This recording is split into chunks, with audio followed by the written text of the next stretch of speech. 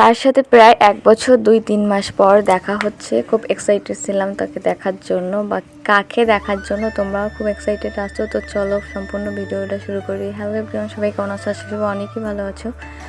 তো আমি সকালবেলায় শ্বশুরবাড়ি থেকে আসছিলাম, ওখান থেকে এসে খবর পেলাম সে নাকি আসছে। তো আমি আর মা রেডি হয়ে তারপর তাড়াহুড়ো করে চলে গেছিলাম। মা ফার্স্টে দেখে আমার দিকে তাকায়নি, দেন তারপরে হচ্ছে মাকে বললাম এদিকে তাকাও। আর এটা হচ্ছে আমার মামার বাড়ির রোড, মানে কালীবাড়ি আসার সময় যে রোডটা চলে গেছে ওটা।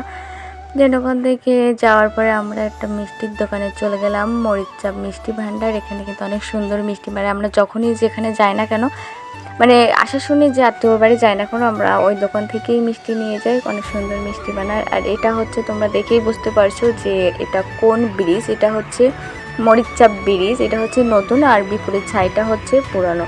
আর আমার মা হাত দিয়ে এখানে দেখাচ্ছিল যে হচ্ছে আমরা ওই লোকেশানে যাবো, কারণ ভ্যানালা তো চিনেই না যে কোথায় যাব আমরা। তো মা এখানে হাত দিয়ে দেখাচ্ছিল। আর ফাইনালি আমরা সেই জায়গায় চলেও আসলাম। আর তোমরা গেস করতে পারছো যে এটা হচ্ছে কোন মন্দির। এটা হচ্ছে মাদ্রাস সরস্বতী মন্দির, যে গুড়গুড়ি যে রোডটা চলে গেছে ওই রোডই। আর এখান থেকে আমার মূলত ইন্ডিয়া থেকে দিদি আসছে প্রায় 1-1.5 বছর পর, তার সাথেই দেখা আর কি। ওটা হচ্ছে আমার দিদির ছেলে, ওখানে ফোন দেখতেছিল।